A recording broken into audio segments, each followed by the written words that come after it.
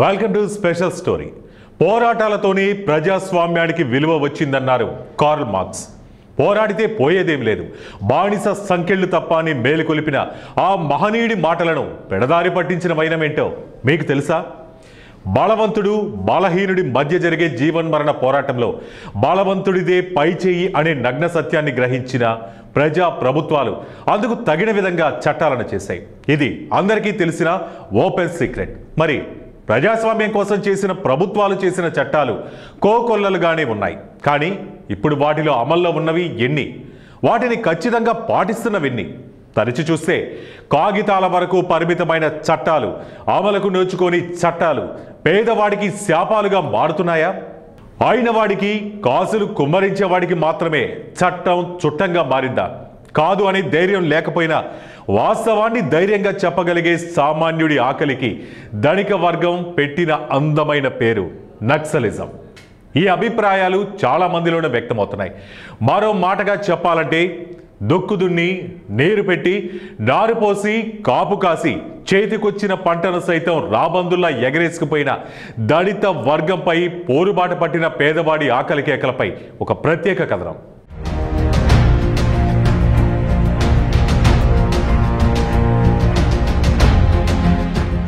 ప్రపంచంలోనే అతిపెద్ద దేశాల్లో మొదటిది అమెరికా అయితే USSR United states of Russia రెండోది అని తాజాగా అవగాహనలోకి వచ్చిన ఇప్పటి జనరేషన్లో ఎంతమందికి తెలుస్తుంది?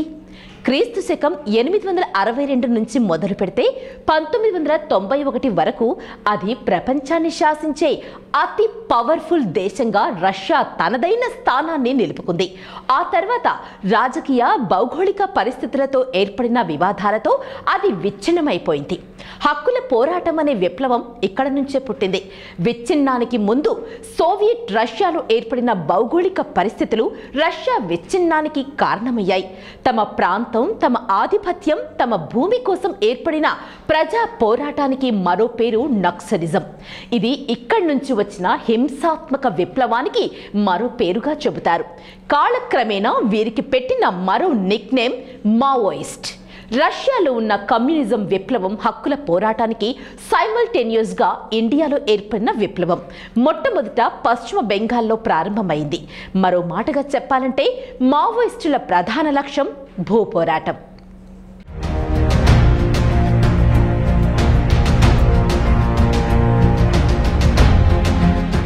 స్వాతంత్ర్యం తర్వాత పశ్చిమ బెంగాల్లో ఓ గిరిజనుడి భూమిని ఆక్రమించుకున్న ఉన్నత వర్గంపై స్థానికుల తిరుగుబాటుతో విప్లవానికి నాంది పలికినట్లు చెబుతారు.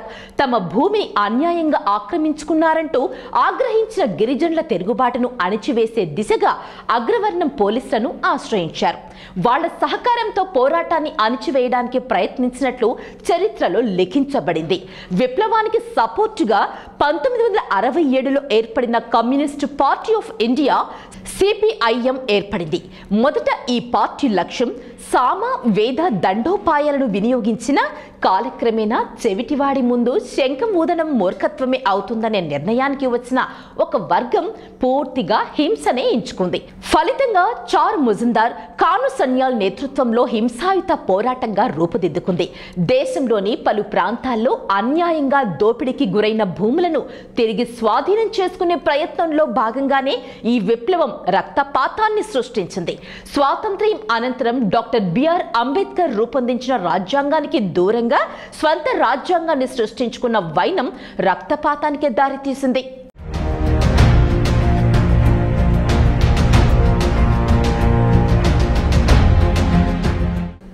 హక్కుల కోసం పోరాటానికి రాజ్యాంగంలో పొందుపరిచిన విధానాలపై విభేదించిన మావోయిస్టులు రక్తపాతాన్ని సృష్టించే మార్గాన్నే ఎంచుకున్నారు. దాంతో అనేక రాష్ట్రాలు నక్సలైట్లను తీవ్రవాదులుగానే పరిగణించారు. మావోయిస్ట్ అనే పేరుకు కూడా ఓ చరిత్ర ఉంది. చైనా మాజీ అధ్యక్షుడు మావో జెడాంగ్ పేరు మీద కమ్యూనిజం ఏర్పడింది. ఆయన కమ్యూనిజం భావాలు ఉన్నవాడుగా చరిత్రలో లిఖించబడింది. భారతీయ శ్రామికులను ఉన్నత వర్గాలు దోచుకుంటున్న విధానంపై ఆయన కూడా నినదించాడు. ముఖ్యంగా నిమ్న వర్గాలపై ఆయన పూర్తి మద్దతును ప్రకటించాడు. ధనిక వర్గాల దౌర్జన్యాలను సపోర్ట్ చేస్తున్న అధికారులపైన, ప్రభుత్వాలపైన తిరుగుబాటు చేయాలంటూ ప్రకటించాడు. అదిగో ఆ భావాజాలం మొజుందార్ తన రచనల ద్వారా నక్సలైట్ ఉద్యమానికి ఊపిరిపోశాడు. అప్పటి నుంచి ఇప్పటి వరకు నేపాల్, బీహార్, జార్ఖండ్, ఛత్తీస్గఢ్లోని బస్తర్ జిల్లా గుండా తెలంగాణ, ఆంధ్రప్రదేశ్ వరకు నక్సలిజం వ్యాపించిందంటే అతిశయోక్తి కాదు. దాంతో పాటు మరికొన్ని రాష్ట్రాలకు విస్తరించింది.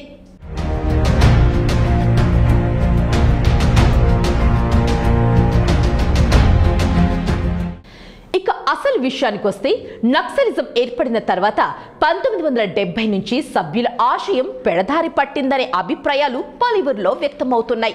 మావోయిస్ట్ ఆర్గనైజేషన్లోనే విభేదాలు తలెత్తాయనేది అభిప్రాయాలు పలువురు నుంచి వ్యక్తమవుతున్నాయి. మరో మాటగా చెప్పాలంటే మావోయిస్టుల ఆశయాలకు ఇక్కడే బీటలు వారాయని భావించాలి.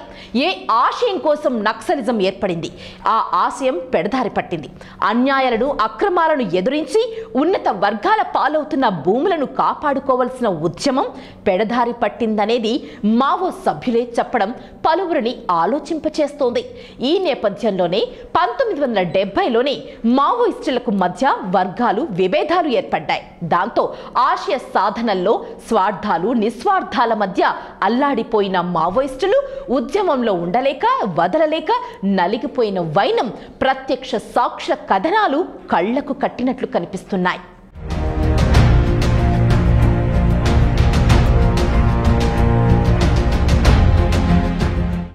పోరాటాన్ని పక్కన పెట్టేసి పంచాయతీ ప్రెసిడెంట్ల నుంచి మొదలు పెడితే మినిస్టర్ల వరకు, అక్కడి నుంచి రాజకీయ వర్గాల నుంచి ఉన్న వర్గాల వరకు బెదిరింపుల, వసూళ్ల పర్వం మొదలైనట్లు తెలుస్తోంది.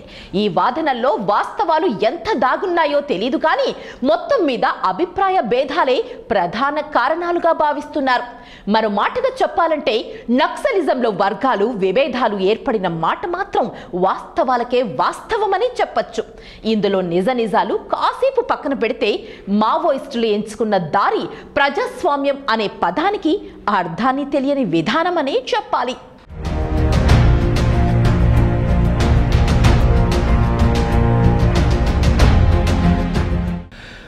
మావోయిజంపై మరింత లోతుగా అధ్యయనం చేస్తే 3 మర్డర్లు, 6 ఎన్కౌంటర్లుగానే నక్సల్స్ ఉద్యమం ఇప్పటికీ కొనసాగుతుందనే చెప్పాలి. రాజ్యాంగ నిర్మాత డాక్టర్ బిఆర్ అంబేద్కర్ రచించిన భూ పోరాటానికి సంబంధించిన చట్టాలను జాగ్రత్తగా పరిశీలిస్తే రక్తపాత ధోరణికి మావోయిస్టులు తెరలేపేవారు కాదేమో అనేది పలువురి వాదన. ఇక ఇదే విషయాన్ని మరికొంత లోతుగా అధ్యయనం చేస్తే ఒక్క నిర్దోషికి కూడా శిక్ష పడకూడదు అంటున్న ధర్మశాస్త్రం సాక్ష్యాలను మాత్రం విలువనిస్తున్న వైనం దోషులు తప్పించుకుంటున్నారు అనేది మావోల వాదన. చట్టాన్ని, ధర్మాన్ని సామాన్యుడి చేతుల్లోకి తీసుకుంటే అది క్రైమ్గానే పరిగణించబడుతుందనేది జగమెరిగిన నగ్న సత్యం. మరి అటవీ ప్రాంతాన్ని నమ్ముకొని అక్కడే పుట్టి అక్కడే పెరిగి చివరకు అక్కడే మట్టిలో కలిసిపోతున్న అనాగరిక జనాన్ని ట్రైబల్ ఏరియాగా పరిగణిస్తున్నాం.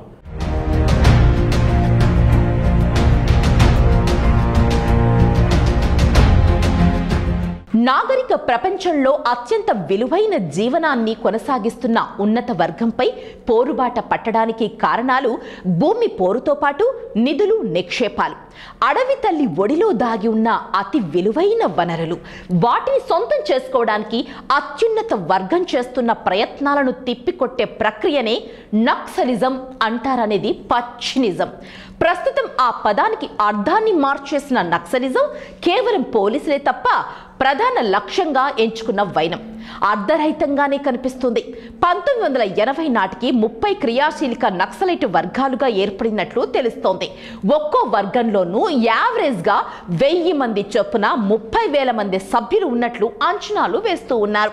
2004 నాటికి 9,300 మంది అండర్ గ్రౌండ్ సభ్యవర్గంతో కొనసాగుతున్న నక్సలిజానికి 6,500 సాధారణ ఆయుధాలు, పెద్ద సంఖ్యలో లైసెన్సులు లేని దేశవాళీ తుపాకుల సమకూర్చుకున్నట్లు పోలీస్ రికార్డులో వెల్లడైంది.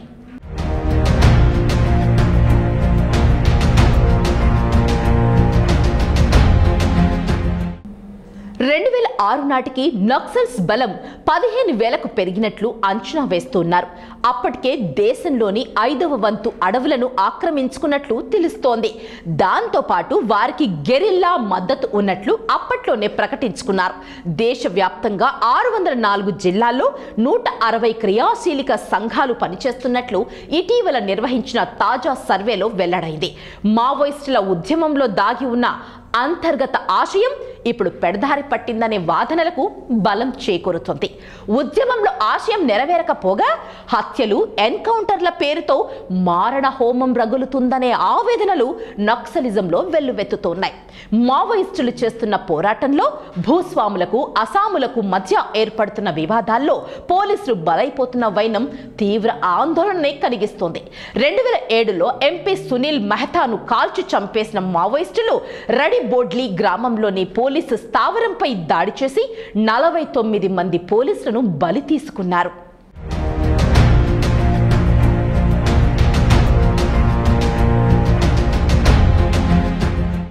అంతకుముందు 2003లో సీఎం చంద్రబాబుపై అలిపిరిలో అటాక్ చేసిన వైనం తెరిచి చూస్తే నక్సలైట్ల అఘాయిత్యాలకు కారణాలు వేరుగానే కనిపిస్తాయి.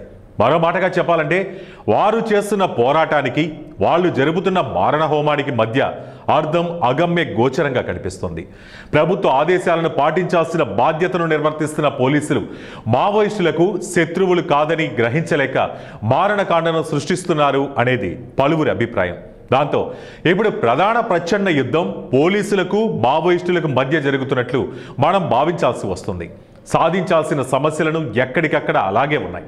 పేదల నుంచి దోచుకున్న భూముల్లో ధనిక వర్గం విలాసాలు అనుభవిస్తుంటే అదే వర్గానికి అండగా నిలుస్తున్నారంటూ పోలీసులపై ప్రతీకారానికి దిగడం సముచితం కాదనేది పలువురి అభిప్రాయం.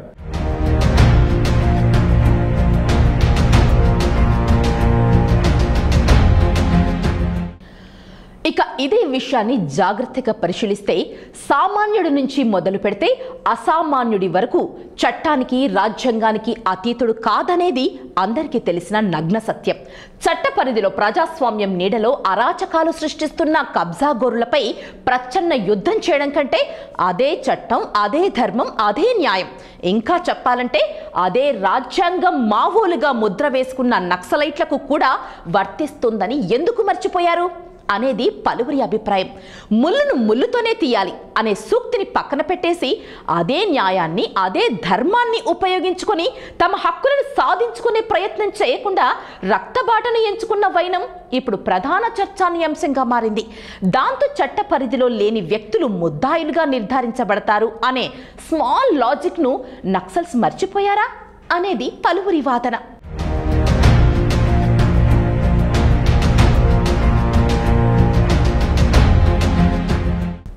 అందుకేనేమో లక్ష్యాన్ని మర్చిపోయి అన్నం పుణ్యం ఎరగని కొంతమంది నేతలపైన, అసలు సంబంధమే లేని పోలీసులపైన మారణ హోమాన్ని రగిలిస్తున్న ఎర్రజెండ అన్నలు సాధించిందేంటో ఆత్మ పరిశోధనలు చేసుకోవాలంటున్నారు పరిశీలకులు. ఈ నేపథ్యంలోనే జనజీవన స్రవంతిలో కలిసిపోవడానికి ప్రభుత్వాలు ప్రకటించిన పునరావాస పథకాలను అందిపుచ్చుకునేందుకు లొంగిపోతున్న మావోలకు ప్రజాస్వామ్యం సాధారణంగా ఆహ్వానిస్తోంది. ఇక కథ చివరి అంకానికొస్తే తాజా పరిణామాలను జాగ్రత్తగా పరిశీలిస్తే భూ పోరాటంలో తుపాకీ చేతపట్టి అడవుల్లో కారం మెతుకులకు అలవాటు పడిపోయిన అన్నలకు జ్ఞానోదయం అయ్యిందనేది అర్థమవుతుంది. సమాజానికి ఏదో అన్యాయం జరిగిపోతోందని భావించే మావోలు చేస్తున్న పోరాటంలో అదే సమాజం ఇచ్చిన అచ్చమైన అవార్డు టెర్రరిజానికి మరో రూపం. కనీసం ప్రజల్లోనూ అదే సమాజంలోనూ తాము చేస్తున్న పోరాటం పైన మద్దతు కూడగట్టుకోలేకపోయిన వైనం ఇప్పుడు నక్సలైట్స్ లో పునరాలోచనకు దారి తీసిందనేది పలువురి అభిప్రాయం.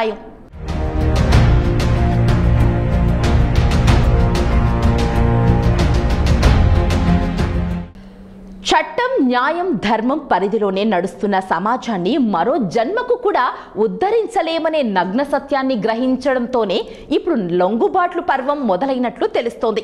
ఇదే మాటను మరోలా చెప్పాలంటే తుపాకీ చేతపట్టి పోరుబాట పట్టి 70 సంవత్సరాలు దాటినా పోరాటంలో కనీసం ఏ దరి కానరాక ఏ దారి కనిపించని వైనం. నక్సలిజంలో నెలకొని ఉందనడంలో సందేహం లేదు.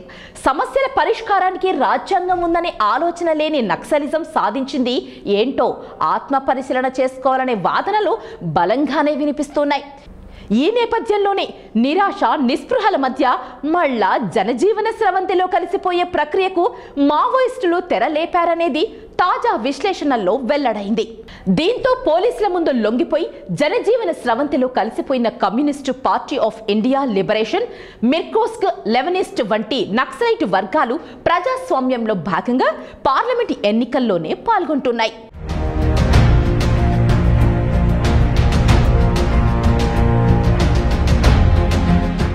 ఇక నక్సలైట్లకు ప్రభుత్వం ఇచ్చే పునరావాస పథకాలు జనజీవన స్రవంతిలో కలవడానికి వారికిచ్చిన హామీలను నమ్మిన మావోయిస్టులు పోలీసుల ముందు లొంగిపోతుంటే తాము నమ్మిన సిద్ధాంతాల కోసమో లేక తమ వ్యక్తిగత సమస్యల కారణంగానో లొంగిపోవడానికి ఇష్టపడటం లేదు మరికొంతమంది అడవన్నలు.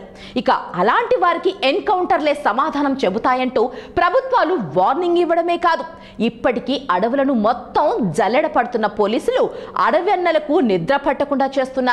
మరో మాటగా చెప్పాలంటే తినే తిండి నుంచి మొదలు పెడితే కంటి మీద కునుకు లేకుండా చేస్తున్న పోలీసుల గాలింపులు మావోయిస్టులకు గడిగడి గన్నం నూరేళ్ల ఆయుస్సుగా మారిందనడంలో సందేహం లేదు. దాంతో పోలీసులకు లొంగకపోయినా చావు తప్పదు, లొంగినా చావు తప్పదు అని నిర్ణయించుకున్న నక్సలైట్లు లొంగిపోవడానికే నిర్ణయించుకున్నట్లు ఖచ్చితంగా చెప్పొచ్చు. దాంతో గత 2 దశాబ్దాలుగా పోలీసుల ముందు లొంగిపోవడానికి మావోయిస్టుల క్యూ కడుతున్నారు.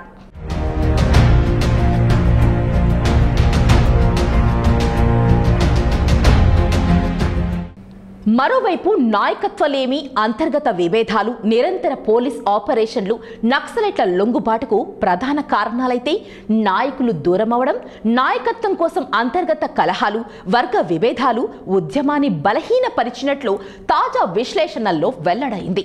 దాంతో మావోయిస్టు సభ్యుల్లో అతి పురాతనమైన వ్యక్తుల నుంచి మొదలు పెడితే నిన్న మొన్నటి హిడ్మా వరకు ప్రజా జీవనంలో మిగిలిన జీవితాన్ని కొనసాగించడానికి నిర్ణయించుకునే అడవి జీవితానికి గుడ్ బై పలికినట్లు తెలుస్తోంది.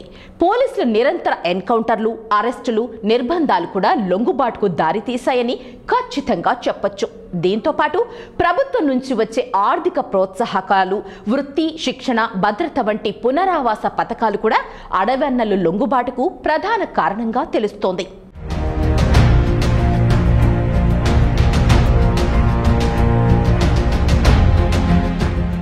ఇక తాజా పరిణామాలను జాగ్రత్తగా పరిశీలిస్తే ఛత్తీస్గఢ్, బస్తర్ జిల్లాలోని ఒకేసారి 210 మంది మావోయిస్టులు లొంగిపోవడం సంచలనం సృష్టించింది. గత 10 ఏళ్లు పరిణామాలను పరిశీలిస్తే ఛత్తీస్గఢ్, జార్ఖండ్, బీహార్, ఒడిశా, తెలంగాణ, ఏపీ, మహారాష్ట్రల్లో మావోయిస్టు ఉద్యమం బాగా బలహీనపడినట్లు కేంద్ర ప్రభుత్వం ఇటీవల ప్రకటించిన వైనం నక్సల్ ఉద్యమంలో నిరుత్సాహానికి పరాకాష్ఠగా విశ్లేషకుల నుంచి అభిప్రాయాలు వ్యక్తమవుతున్నాయి. గత 10 ఏళ్లలో మావోయిస్టుల కంచుకోటలన్నీ బద్దలయ్యాయి. ఛత్తీస్గఢ్, జార్ఖండ్, బీహార్, ఒడిశా, తెలంగాణ, ఏపీ, మహారాష్ట్రల్లోని అటవీ ప్రాంతాల్లో మావోయిస్టుల కార్యకలాపాలు, దాడులు తగ్గిపోయినట్లు పోలీస్ రికార్డులను బట్టి తెలుస్తోంది.